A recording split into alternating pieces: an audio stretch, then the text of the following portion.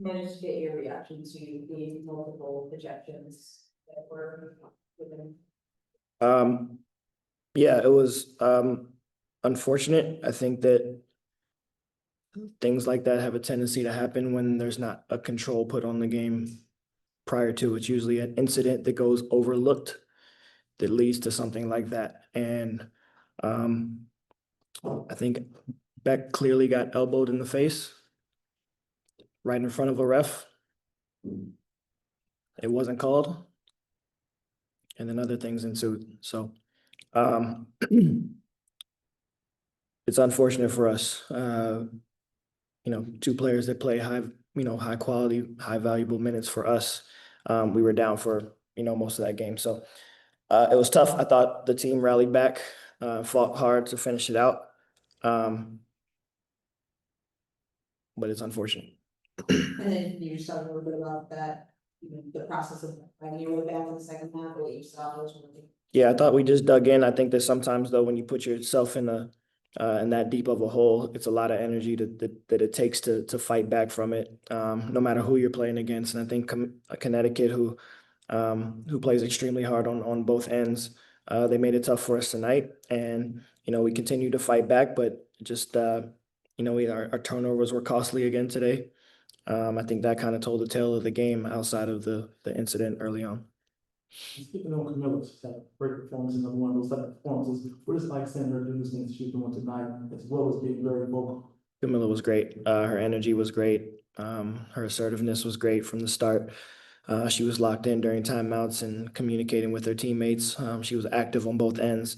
I have no issues with how she played today. I think she was there for her teammates as much as possible. We were able to get her looks on different times throughout the game. She was aggressive on the offensive glass as well, even though she didn't come up with a ton. She was aggressive, just drawing attention there, and I think it opened the door for Elizabeth to get a few rebounds on both ends. And so I thought Camilla was great. So we speak on how tough it is when you see someone like Camilla getting buckets for you in the paint, but how tough it is to not to get some rhythm going as well. Yeah, it's tough. I think that we've been trying to find that consistency most of the year, and we've got it in spurts, different times from different players. I think that that's part of what you're dependent on with Ariel and with Beck, and so obviously that hurt us some, but Mill did what she could tonight for us, and so did Elizabeth, and our guards got some open looks that we just didn't knock down. I think if we take care of the ball across the board, you cut down 20 turnovers, and if you cut those in half, it's 10 more opportunities that you get to maximize the offensive end. So we got to give ourselves a chance by taking care of the ball and see what happens from there. And I think that we've shown that when we have taken care of the ball for most of the season, those are the games that we've either won or been in. And so we gotta be more purposeful and intentional from that standpoint. And one of the things you mentioned, Coach, that was the area opportunity that you wanted to see improvement on was the energy level. How would you feel about the energy level tonight?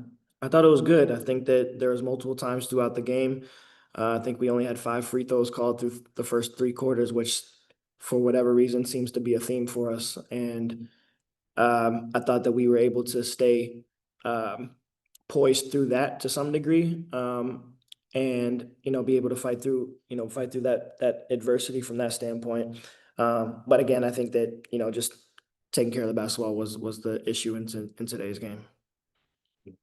My final question for you, Coach. Of course, you inserted 7 to the starting lineup as well. What were you looking for out of her to go along with your lackings and with Rachel? Yeah, I think just organization for one, and then I think that adding having 3 capable ball handlers out there.